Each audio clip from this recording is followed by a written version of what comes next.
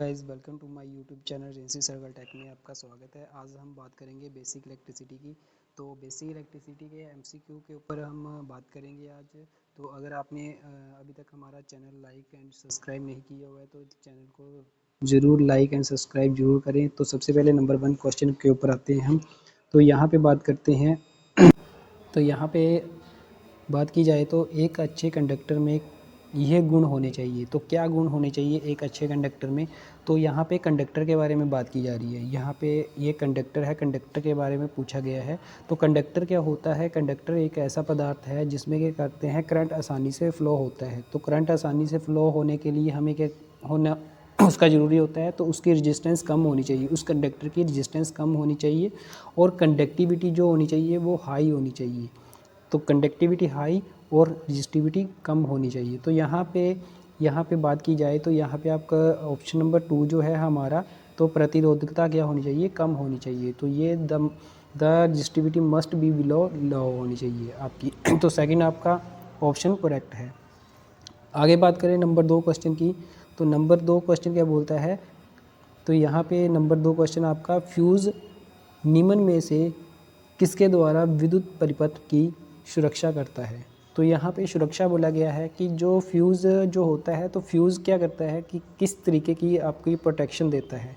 तो फ्यूज़ हमेशा हमें क्या करता है, ओवरलोडिंग से बचाता है। ओवरलोड जैसे ही होता है तो फ्यूज़ क्या होता है, वहाँ पे ट्रिप होता है, तो फ्यूज़ उस कंडीशन पे आपका काम करता है। फ्यूज़ आपका ओवरलोडिंग कंडीशन पे काम करता है।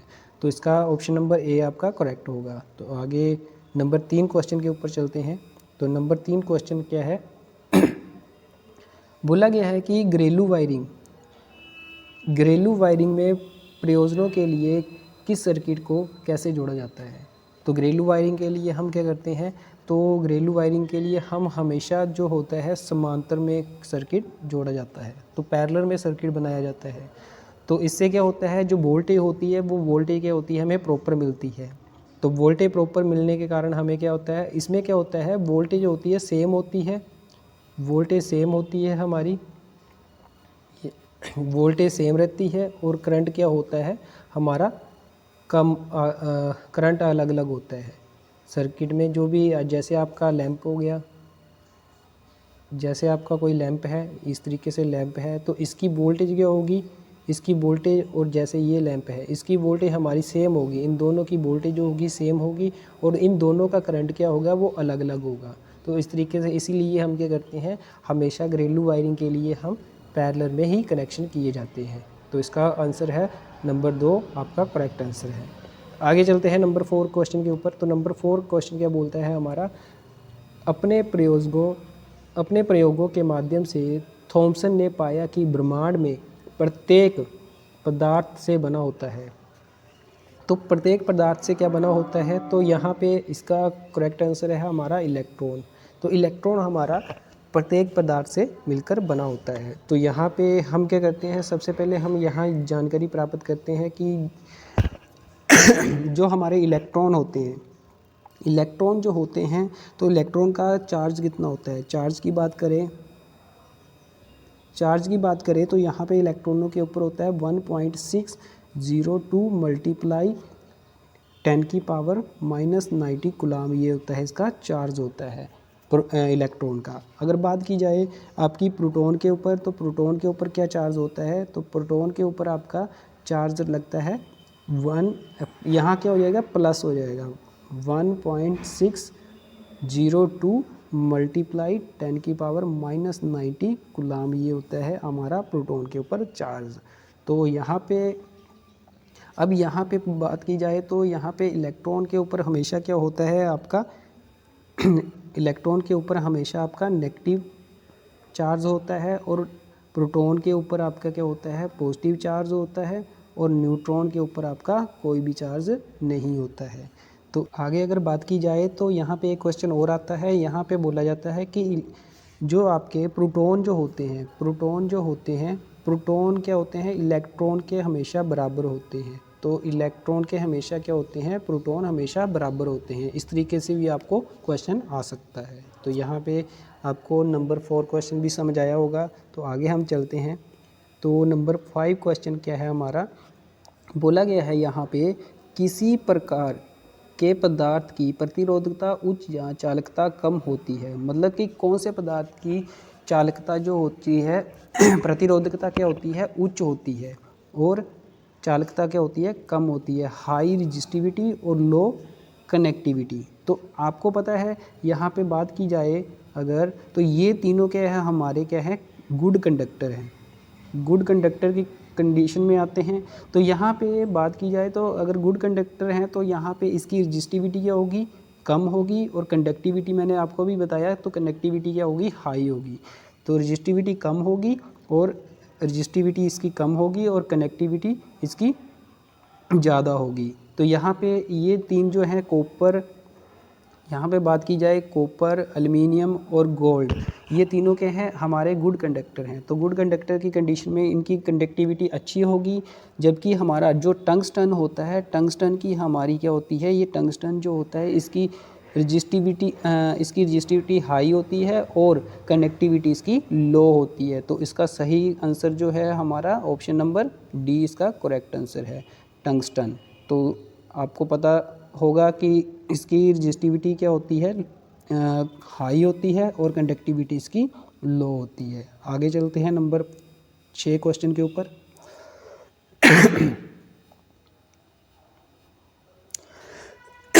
क्वेश्चन क्या बोलता है, नंबर 6 क्वेश्चन, चांदी में परमाणु, जो चांदी होती है, चांदी में परमाणु में इलेक्ट्रॉन्स की संख्या कितनी होती है। तो ये मोस्ट इंपॉर्टेंट क्वेश्चन है, ये आपको पता होना चाहिए। चांदी में कितनी होती है आपकी, एल्युमिनियम में कितनी होती है, ऑक्सीजन में कितनी होती है, किसकी, परमाणु की संख्या। तो परमाणु की संख्या बात की जाए पहले चांदी में, तो चांदी में होती है वो आपकी 47, मतलब कि सिल्वर में आपकी 47 आपकी सिल्वर में होती है। और बात की जाए अगर हमारे अदर की, तो अगर बात की जाए हमारी ऑक्सीजन की, तो ऑक्सीजन में क्या होती है, ऑक्सीजन में होती है हमारी 8 परमाणु की संख्या। और अगर बात की जाए 29 किसकी होती है, कॉपर में, कॉपर में क्या होती है 29। और अगर बात की जाए एल्युमिनियम में, तो एल्युमिनियम की होती है हमारी 13। तो ये आप याद रखना कि इसमें परमाणु की संख्या कितनी होती है, 8 किस्में ऑक्सीजन में, 13 किस्में हैं हमारी एल्युमिनियम में, और 29 जो है हमारी कॉपर में, और जो 47 जो है हमारी सिल्वर में होती है।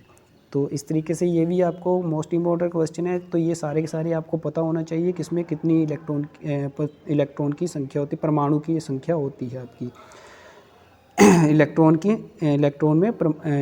परमाणु में इलेक्ट्रॉन की संख्या होती है। तो यह अगला क्वेश्चन जो है हमारा, इनमें से किस पदार्थ की प्रतिरोधकता निम्न होती है। प्रतिरोधकता बोला गया है, लोएस्ट रजिस्टिविटी। लोएस्ट रजिस्टिविटी जो होती है हमारी, याद रखना ये सिल्वर की होती है, लोएस्ट रजिस्टिविटी।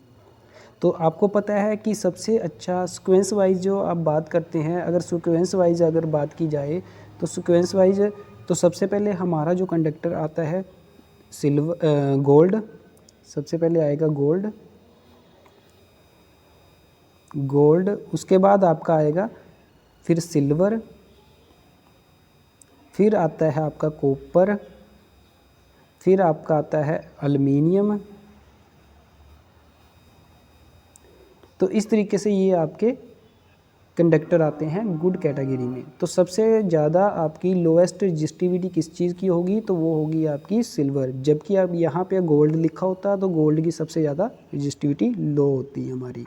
तो यहाँ पे ये जो है हमारा करेक्ट आंसर है, नंबर ए जो है हमारा करेक्ट आंसर है। आगे चलते हैं नंबर 8 क्वेश्चन के ऊपर। नंबर 8 क्वेश्चन क्या बोल रहा है कि एक अचालक वर्ग बी का अधिकतम तापमान कितना होता है।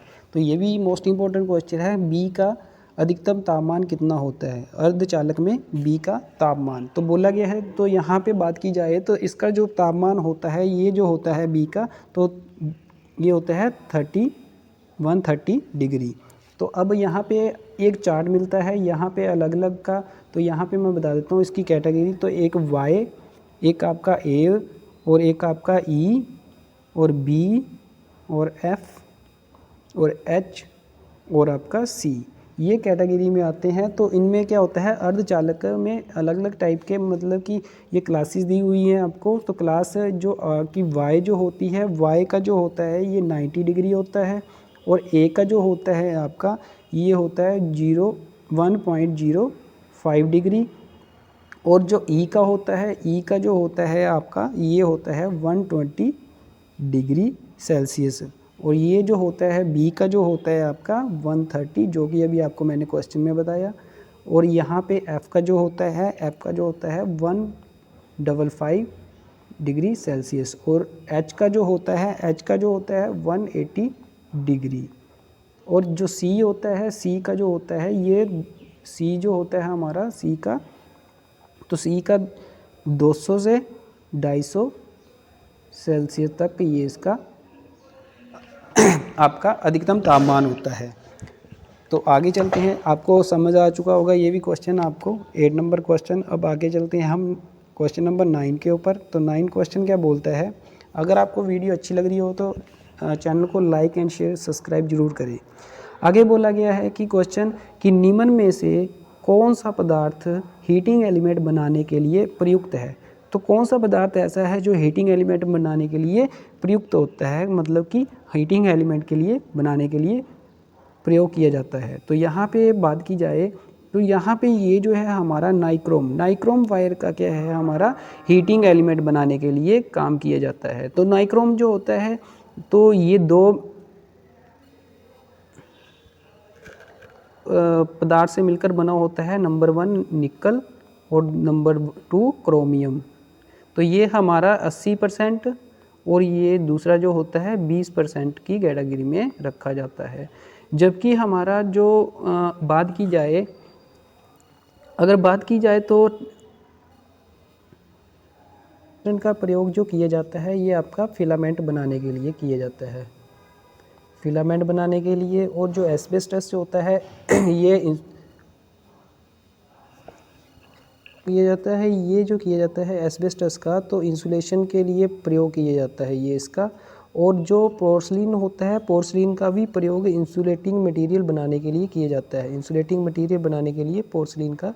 जैसे कि किटकैट, आपको पता होगा किटकैट फ्यूज़ जो होते हैं उसके लिए आपका पोर्सलिन का, ट्रांसमिशन बुशिंग के लिए, ट्रांसमिशन ट्रांसफार्मर के जो बुशिंग होते हैं, बुशिंग के लिए उसका प्रयोग किया जाता है। फिर आपका ओवरहेड जो इंसुलेटर होते हैं, ओवरहेड लाइन के जो इंसुलेटर होते हैं उसके लिए आपका पोर्सलिन का यूज़ किया जाता है। तो ये आपका, और नाइक्रोम का तो आपको बता दिया कि हीटिंग एलिमेंट के लिए इसका प्रयोग किया जाता है बनाने के लिए। तो ये हमारा इसका करेक्ट आंसर क्या था, नाइक्रोम का प्रयोग किया जाता है इसके लिए, हीटिंग एलिमेंट बनाने के लिए। अब यहाँ पे बात करते हैं क्वेश्चन नंबर 10 की। तो 10 क्वेश्चन क्या बोलता है, इनमें से कौन सा एक कुचालक का गुण नहीं है। तो कुचालक का गुण नहीं कौन है, तो आपको पता है कुचालक क्या होता है, इंसुलेटर। इंसुलेटर क्या होता है, तो जिसमें करंट आसानी से फ्लो नहीं होता है। तो उसके लिए क्या होता है, यहाँ पे कनेक्टिविटी हमें नहीं चाहिए, तो उसमें कनेक्टिविटी हमें नहीं चाहिए। तो इसके लिए ये क्या है, ये कुचालक का गुण नहीं है। तो कुचालक के गुण कौन कौन से हैं, तो उसमें रेजिस्टेंस हाई होनी चाहिए, डाइलेक्ट्रिक स्ट्रेंथ भी हाई होनी चाहिए और मैकेनिकल स्ट्रेंथ भी हाई होनी चाहिए। तो ये इंसुलेटर के गुण होते हैं। तो आज का टॉपिक आपका ये क्लियर हो गया 10 क्वेश्चन का। तो आगे फिर से हम अगली वीडियो पे मिलेंगे, तब तक के लिए धन्यवाद।